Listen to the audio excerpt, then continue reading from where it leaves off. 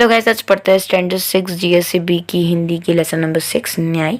पुराने ज़माने में इराक की राजधानी बगदाद में एक व्यापारी रहता था। उसका नाम था अली ख्वाजा। लगभग बहुत पुरानी बात होगी कि जो इराक है वहाँ की एक राजधानी थी, अभी भी है बगदाद, और वहाँ पे एक बिजनेसमैन रहा करता था। उसका नाम था अली ख्वाजा। व्यापार करते करते उसके पास 1000 सोने के मोहर इकट्ठे हो गए थे और उसके मक्का शरीफ की यात्रा का निश्चय किया। उसने डिसाइड किया कि मेरे पास पैसे बहुत ज़्यादा इकट्ठा हो गया है, तो मैं अभी मक्का की यात्रा, जो मुसलमान में बहुत पवित्र मानी जाती है, वो करने का उसने डिसाइड किया। चूँकि वह अकेला रहता था, उसने अपनी जमा पूंजी अपने मित्र के यहाँ रखने का निश्चय किया। तो इसीलिए उसने डिसाइड किया कि मैं तो अकेला रहता हूँ, तो इतने सारे पैसे फिर मैं क्या करूँगा, कहाँ संभाल के जाऊँगा, मैं तो अकेला हूँ। तो फिर उसने सोचा कि मैं अपने मित्र को ये चीज़ें सौंप देता हूँ। यात्रा के खर्च के लिए उसने 500 मोहर अलग रख ली और 500 में से 500 मोहर उसने अलग की। फिर एक घड़े में बची हुई मोहरें डालकर तेल भर दिया और उन्होंने क्या किया कि बाकी सारी मोहरों में एक बर्तन में डाल दी, एक घड़े में डाल दी और फिर उसमें से तेल भर दिया। अली ख्वाजा पड़ोस में अपने मित्र वाजिद के घर गया और बाजू में जो उनका पड़ोसी था वाजिद, उसको देखकर आए। उनको अपनी यात्रा के बारे में बताया और कहा, यह तेल का घड़ा मैं आपके घर रखकर जाना चाहता हूँ, मक्का से लौटकर ले लूँगा। उसने अपने मित्र को नहीं बताया कि उसके अंदर सोने की जो अशरफिया होती है, मोहर होती है, वो रखी हुई है, लेकिन उसने उसे बोला कि मैं तेल का डब्बा यहाँ पे रख रहा हूँ, मैं जब वापस आऊँगा तब मैं लेके जाऊँगा। वाजिद ने अपने तहखाने की चाबी उसे देते हुए कहा कि आप अपना घड़ा तहखाने में रखाइए और जब आप लौट आए तो उसी स्थान से ले लीजिएगा। अली ख्वाजा घड़ा रखकर यात्रा के लिए निकल पड़े और उसने जहाँ पे मन चाहा, अली ख्वाजा ने वहाँ पे उन्होंने अपना घड़ा रख दिया और फिर उन्होंने बोला कि अभी आपको जहाँ चाहिए वहाँ पे रख दीजिए और फिर जब आए तो उस वही जगह से आप ले लीजिए। एक दिन वाजिद के घर पर दावत थी। एक दिन की बात है कि वाजिद के घर पे एक फंक्शन था। अलग अलग टाइप के पकवान बने हुए थे और तेल खत्म हो गया। अनफॉर्चुनेटली कभी कभी होता है ना, घर पे गेस्ट आ गए और हमारा तेल खत्म हो गया, तो उस हिसाब से जो वाजिद है उनके घर पे तेल खत्म हो गया था। रात का समय था। वाजिद की बीवी अपना सिर खुजाने लगी कि यार शिट यार, अभी तो खत्म हो गया तेल, मैं कहाँ से लाऊं। तभी अली ख्वाजा के तेल की घड़े उसको याद आ गए कि यार वही यूज़ कर लेती हूँ। वाजिद से कहा कि आप तहखाने में रखे तेल के घड़े में से थोड़ा निकाल दीजिए ना। ही ना, इस समय बाजार तो बंद है, कि रात का टाइम में बाजार बंद होगा, तो आप आपके दोस्त में से थोड़ा निकाल दीजिए, फिर आप कल सुबह नया तेल लाकर उसमें भर देना। सो ख्वाजा आज रात ही आकर वो तेल नहीं मांगेंगे। तो ख्वाजा आज तो नहीं आएंगे रात को तेल मांगने के लिए, तो आप कल सुबह आएंगे तो उसमें वो डाल देना। और वैसे करके वाजिद को वो सही भी लगा। बीवी की बात सुनकर वाजिद तहखाना की ओर गए और जब घड़ी की सील खोलकर तेल निकालने लगा तो घड़े में सिक्कों की आवाज़ आई। जब उन्होंने खोला वो घड़ा तो उनको आवाज़ आई सिक्कों की, तो उन्होंने चेक किया। उसे लगा कि घड़े में तेल के नीचे कुछ है। उन्होंने देखा कि नीचे क्या है, घड़े के नीचे क्या है, इसलिए उसने दूसरे बर्तन में सारा तेल निकाल दिया। दूसरा बर्तन लेके आए, उसमें पूरा तेल निकाला और देखा कि नीचे क्या है। उसने देखा कि घड़े में तो 500 सोने की मोहर है। उसकी आंखें फट गई कि यार ये तो अंदर सोने की मोहर निकल आई, वो भी 500। उसने उन मोहरों को अपनी तिजोरी में छिपा कर रख दिया और तेल लाकर बीवी को दे दिया। तेल बीवी को दे दिया, मोहरें कबर्ड में रख दी। अगले दिन वो बाजार गए तो नया तेल लाकर उसमें उड़ेल दिया। उसे वैसे ही सिल बंद कर दिया जैसे ख्वाजा बन करके गए थे।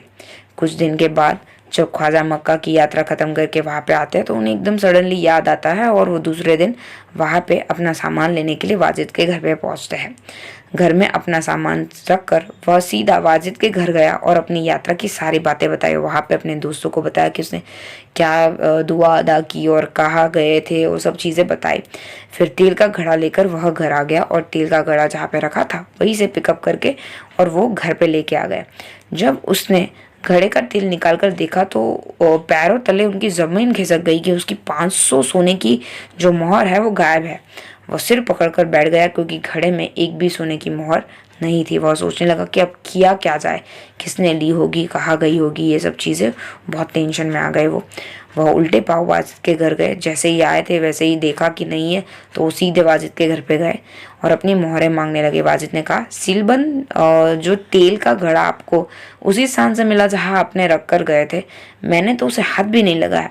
मैं कैसे मान लूँ कि उसमें सोने की मोहर थी। और वाजिद ने साफ इनकार कर दिया कि उनको तो ये चीज़ों के बारे में पता ही नहीं है कि उसमें सोने की मोहर थे। दोनों मित्र में कहासुनी हो गई एंड दोनों झगड़ा सुनकर जो आसपास के लोग थे वो इकट्ठा हो गए। उन्होंने जब झगड़े को बढ़ते हुए देखा तो ख्वाजा से कहा कि आप काजी की अदालत में जाइए। लोगों ने देखा कि दोनों मित्र लड़ रहे, तो उसमें से थोड़े लोगों ने मिलकर दोनों दोस्तों को सलाह दी कि वो अदालत जाए और फैसला जज के ऊपर छोड़ दे। वह ही आपके झगड़े को मिटा सकते हैं। और लोगों की बात सुनकर वो वहां पे गए। ख्वाजा ने काजी की अदालत में अपनी बात रखी, परंतु पक्के सबूतों के अभाव से उसे वहां से निराश लौटना पड़ा। ख्वाजा ने तो रखी, लेकिन वाजिद के पास देखने जाएंगे तो क्या प्रूफ था कि ख्वाजा के पास कि वाजिद गुनहगार है। तो बिना कोई प्रूफ के बिना उनको वापस ही निराश होकर घर जाना पड़ा। तब उसने बगदाद में एक खलीफा के यहाँ अपील की और न्याय की। आगे जाकर दूसरे एक कोर्ट में उन्होंने अपील की। खलीफा ने उसकी अपील स्वीकार कर ली। खलीफा ने सारे मामले पर विचार करने के लिए कुछ समय चाहा। खलीफा ने बोला कि मैं थोड़ा समय लूँगा इसके ऊपर विचार विमर्श करने के लिए। 1 सप्ताह बाद का समय सुनवाई के लिए दिया गया। लगभग 1 हफ्ते के बाद का टाइम दिया गया। ख्वाजा और वाजिद का किस्सा अब बहुत ही फेमस हो गया था। सब जानने लगे थे कि क्या मसला था। खलीफा एक दिन अपना भेष बदलकर शहर में घूम रहे थे। तभी उन्होंने कुछ लड़के को न्यायालय का खेल खेलते हुए देखा। जो खलीफा थे वो एक दिन घूम रहे थे मेले में, तो कुछ लड़के थे वो न्याय का खेल खेल रहे थे, मीन्स अदालत खेल रहे थे। वो छिपकर उनका खेल बैठकर देखने लगे।